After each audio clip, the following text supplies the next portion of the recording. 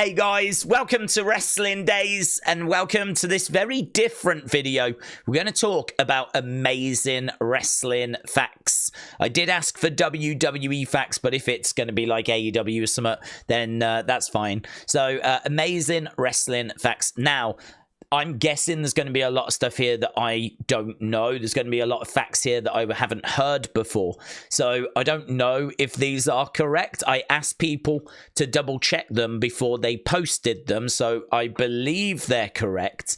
But if there's something here that kind of grabs your attention, I would say it's probably worth just double, triple checking it before you start spreading it around. And what inspired this video was a post I read from Dave Meltzer. And he was talking about the biggest wrestling attendances of all time. And he said the biggest non-WrestleMania North American crowd was still from the 1980s. Which sort of blew my mind because I was thinking about like Rumbles and SummerSlams and some of those big shows that have happened over the years. You know, you think about WCW and the shows that they've put on. You think about AEW. But still, the biggest non-WrestleMania crowd in North America took place in the 1980s. It was WWF that did it, right? But it was not a pay-per-view. It's mental, innit? Let me show you what I mean. So anything that's not North America gets disqualified, right? Anything that's WrestleMania gets disqualified, but not counting WrestleManias. We know WrestleManias are the biggest. We're talking not WrestleMania. So here, the top ones, which is Collision in Korea, did 150,000, 165,000. This was New Japan and WCW. It was in North Korea, and people were meant to go. They were told they had to attend. Like, there's a big asterisk next to this. We don't even quite know if these numbers are legit. It was probably a bit smaller, but definitely broke the 100,000 mark. But yeah, people were kind of told to go along, made to go along. So it's really hard to kind of count these, but you know, it is true. They are the most attended shows. So, but there's big asterisks next to them. Then we've got the WrestleMania. So there's WrestleMania. So these are North Korea, so they don't count. This is WrestleMania. It doesn't count. That is Greece, so it doesn't count. That is SummerSlam, but it's in England, so it doesn't count. This is WrestleMania. This is All In, but it's in England. Doesn't count. This is Super Showdown, but it's in Australia. Doesn't count. WrestleMania doesn't count. WrestleMania doesn't count. WrestleMania doesn't count. WrestleMania doesn't count. WrestleMania doesn't count. WrestleMania doesn't count. That is Greece again. Jim Londos from 1928. Right, so that doesn't count. That is Japan, so that doesn't count. That's WrestleMania, that's WrestleMania, that's WrestleMania, that's WrestleMania. That is in Wales, so it doesn't count. That's WrestleMania, that's WrestleMania. Finally, we get to the event in question. 1986, the big event was in Canada, which is part of North America, and it had 61,470 people. Main event was Hulk Hogan against Mr. Wonderful Paul Orndorff. This was not on pay-per-view. This was only, I think, only available on VHS. Like, either you bought a ticket and went, or you bought the Coliseum home video, right? It's a show that I've seen once. I never had the tape. I think it might be on the network. I need to double check that. I think it is on the network. I really fancy doing a video on that, you know. I really fancy doing a video just having a look at that event, because I love these kind of shows that are like hidden away, you know. And this is one that even I forget about. I know about like WrestleMania and WrestleMania 2 and Survivor Series and SummerSlam. I even know about like the Wrestling Classic and stuff like that. But the big event is one that I do forget about.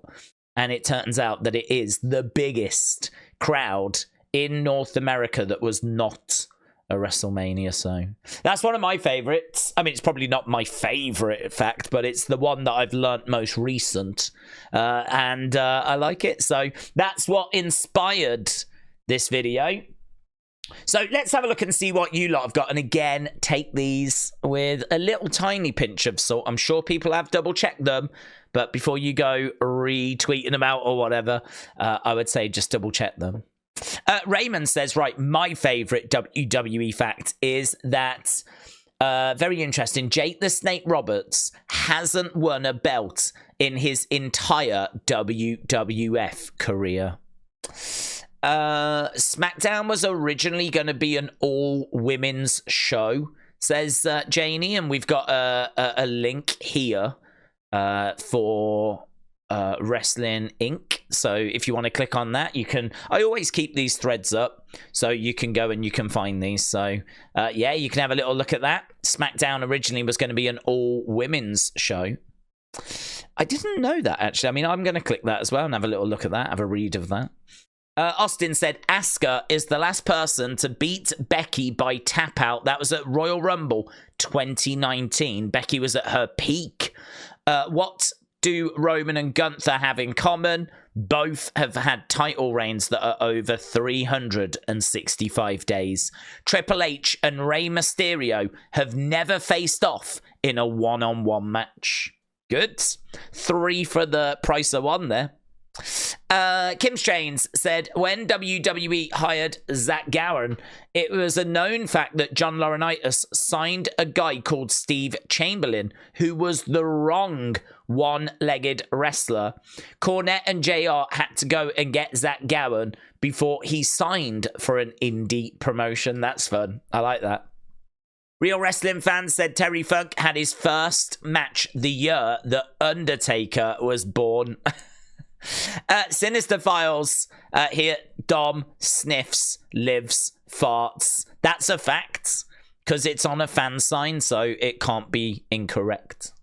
Brady said Alexa Bliss is the only female superstar to have had a match with Randy Orton. Wrestling Fans since day one said WWE's first WrestleMania. Did you know the first WrestleMania took place on March 31st, 1985 at Madison Square Garden? It was a groundbreaking event that combined wrestling with celebrity appearances featuring Muhammad Ali and Cyndi Lauper. Dave said at Mania 24, when Edge found out that he was going to beat the streak and wouldn't do it, Andre the Giant once fell asleep during a match with Big John Studs.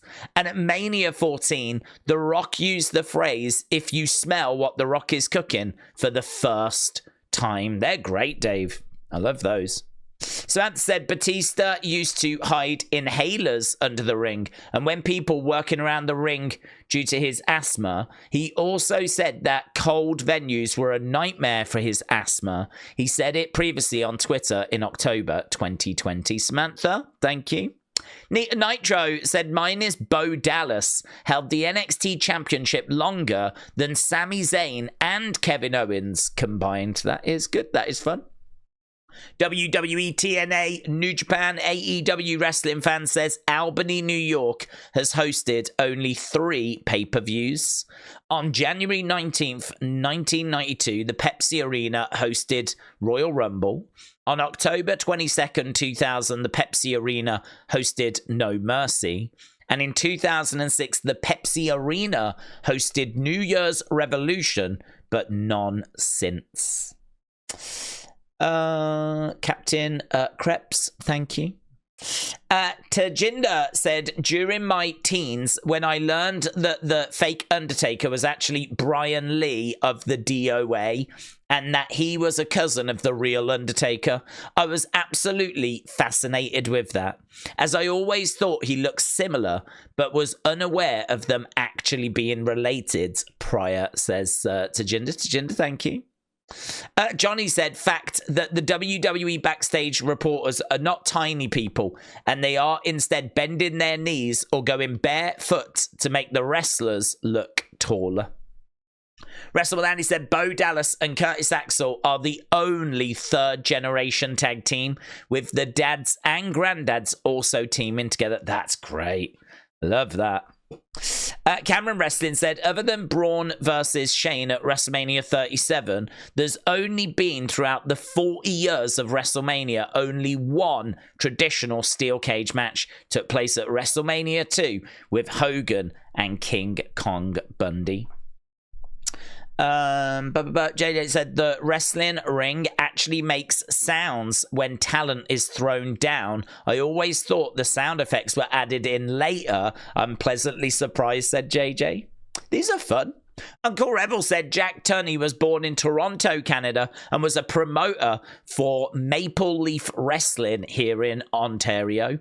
On TV, he played the president of WWF during the 80s. I loved having a local boy in such a high position on WWF TV, when behind the scenes, he was actually in charge of WWF's Canadian tours. I didn't know that he was in charge of the Canadian tours. Ratchet said, did you know that Jason Jordan is not really Kurt Angle's son? In fact, it has to be in the top 5 most ridiculous storylines to this very day. Is your mind blown? Shattered.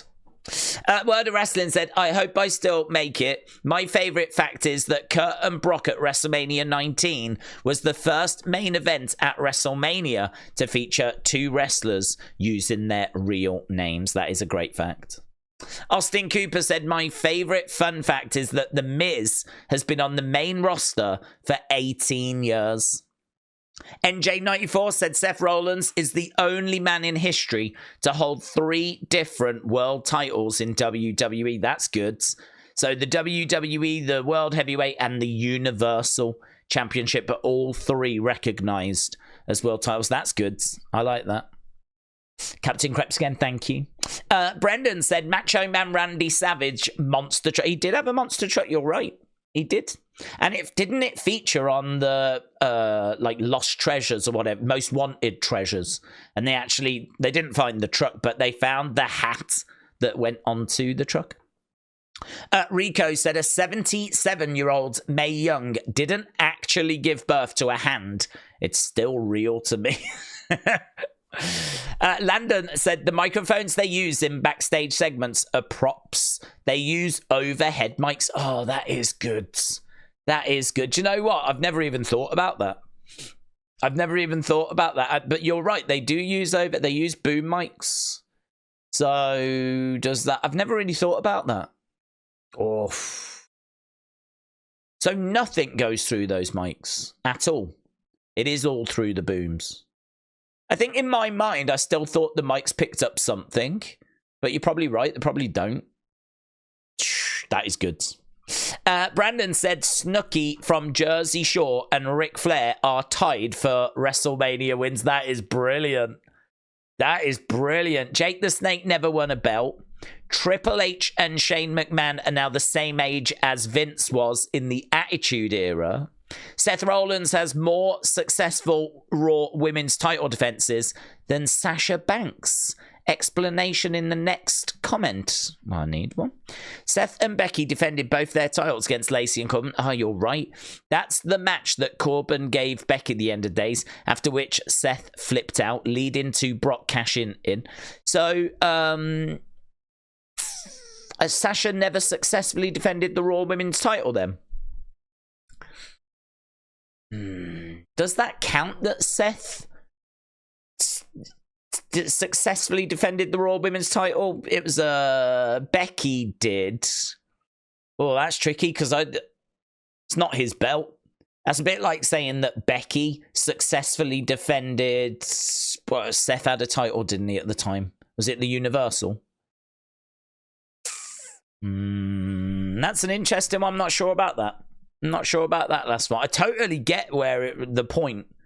But can you say that Seth successfully defended the Raw Women's title? He's never been recognized as the women's champion. He helped the champion successfully defend. Oh, that's one to chew over. That is one to chew over. It's Tyson said the Undertaker's Mount Rushmore of WWE entrances are Papa H, Stone Cold, Kane, and the Road Warriors. He said it on 6 Feet Under with Mark Calloway. It's Tyson. Shout out to you. Jessica said Seth Rollins has defended the Raw Women's title successfully more than Sasha Banks. Oh, we've got another one here from Jessica, the same thing. But I don't, that's funny because I don't know that it counts. I don't know that that counts. I'm struggling with that one because it's not his belt. He helped Becky retain it, but I don't know that we can say that he retained it. The Last Emperor of Bara said The Miz has wrestled more matches than Daniel Bryan. Right, let's have a look at Discover More, shall we? Who's your current favourite wrestler right now? This person obviously saying Zelina. Culture Crave said, happy 73rd birthday to Michael Keaton. Wow. Mark said, Ravens Chiefs score prediction 2-1. And Perrault said, I hope that Rhea inspired me tag is bringing light and positivity to not only Rhea Ripley, but to everyone.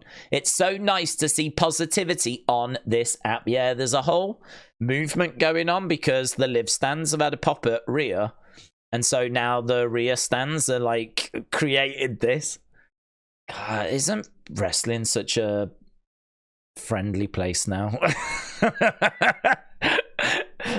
It's all about positive posts and friendship bracelets. Back in the day, it used to be like people's eyes popping out of their sockets, you know? It used to be about steroids and like horrific beatdowns. Now it's like really friendly posts and friendship bracelets. Cool. So, yeah, I ain't reading this. I'm happy for you, bro. So there we go. If you want to read that, you can read all of that, but I'm not, because it's for losers. So there we go. Appreciate the support. I really enjoyed that. I thought there was some really good stuff in there.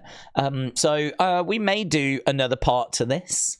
But yeah, let me know your thoughts down in the comments below. And if you didn't get a chance to leave your fact down below.